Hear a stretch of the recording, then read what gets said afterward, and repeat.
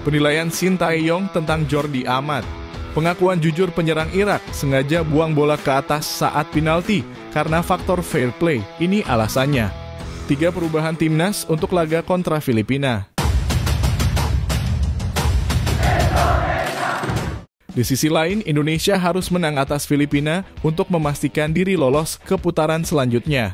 Salah satu upaya pembenahan adalah dengan melakukan sejumlah perubahan.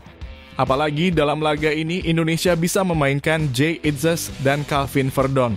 Berikut 3 perubahan diantaranya. 1. Pada laga kontra Filipina, tak ada lagi alasan untuk tak memainkan Jay Itzes. Penggawa Venezia ini wajib dipasang sebagai salah satu pilar lini belakang skuad Garuda. Kemampuan Itzes sangat layak diandalkan. Ia merupakan salah satu andalan Venezia untuk bisa lolos ke Serie A. Dengan kemampuannya ini, Itzes bahkan bisa dikatakan lebih layak ketimbang Amat untuk menjadi andalan di lini belakang skuad Garuda. 2. Duetkan lagi Tom Haye dan Ivar Jenner. Salah satu masalah Indonesia kala dikalahkan Irak adalah tak adanya sosok gelandang yang bisa mendistribusikan bola. Apalagi waktu itu Haye dikawal ketat pemain Irak. Sosok Nathan Chu Aon yang menjadi duet Haye pada laga tersebut tak bermain buruk. Namun soal mendistribusikan bola adalah soal lain. Soal mendistribusikan bola, Jenner sudah biasa. Sebelum Haye, Jenner merupakan sosok distributor utama sekaligus penjaga kedalaman di lini tengah skuad Garuda. 3. Pasang lagi Pratama Arhan. Indonesia hampir bisa dipastikan akan bisa memainkan Calvin Verdon pada laga ini. Namun posisi bek sayap kiri skuad Garuda pada laga kontra Filipina masih lebih cocok untuk diisi Pratama Arhan. Arhan tampil relatif apik pada laga kontra Irak. Tampil dari bangku cadangan, ia sempat mencetak satu umpan kunci bagi rekan-rekannya.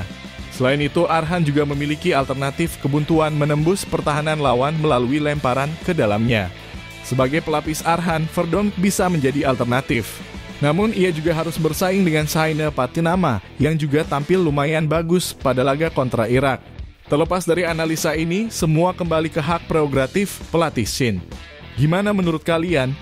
Di sisi lain, pada laga sebelumnya patut dicontoh akhlak seorang pemain Irak. Hal ini kita bicara hati nurani dan fair play. Baru terungkap pernyataan jujur striker Irak Ayman Hussein yang ternyata sengaja menendang penalti ke atas gawang Hernando Ari mengejutkan publik. Hal itu dia lakukan ternyata karena alasan ini.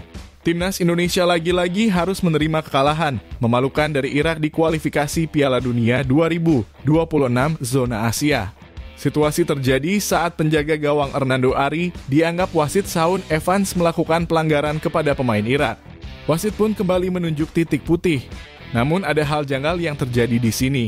Saat itu Ayman Hussein kembali ditunjuk untuk mengambil penalti. Namun saat dirinya mengeksekusi bola, bukannya ditendang ke arah gawang Hernando Ari, malah melambung jauh ke atas mistar. Namun fakta mengejutkan justru terungkap setelah laga itu selesai. Saat ditanya oleh wartawan tentang eksekusi penalti yang tampaknya disengaja melambung, Ayman Hussein memberikan jawaban mengejutkan. Ayman mengakui kalau tendangan penalti itu sengaja dia tendang ke atas karena alasan pelanggaran yang ditiup wasit tidak valid. Ayman Hussein mengetahui kalau rekannya itu melakukan diving dan dia memilih fair play untuk tidak membobol gawang Hernando Ari untuk kedua kalinya. Itu sangat buruk. Saya melakukan tugas saya cukup baik di tendangan pertama dan kami merayakan gol itu, kata Ayman Hussein. Tapi di tendangan kedua itu adalah tendangan yang saya harapkan tidak masuk ke dalam gawang, imbuhnya.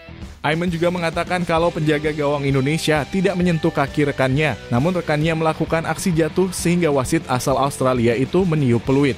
Penalti itu membuat Ayman Hussein tidak bergairah lantaran itu bukan pelanggaran murni, tapi wasit meniup peluit penalti.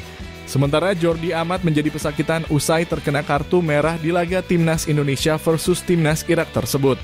Amat hanya bermain 59 menit, terkena kartu merah langsung usai melakukan pelanggaran keras kepada Yusuf Amin. 1 hari selepas pertandingan, Jordi menumpahkan emosinya lewat unggahan akun Instagram pribadinya @jordiamat5. Ia berjanji akan kembali lebih kuat di pertandingan selanjutnya. Saya akan kembali lebih kuat, saya berjanji. Tegas Jordi dalam unggahan tersebut dikutip pada Sabtu 8 Juni 2024. Terlepas dari semua itu, pelatih Shin punya penilaian tersendiri.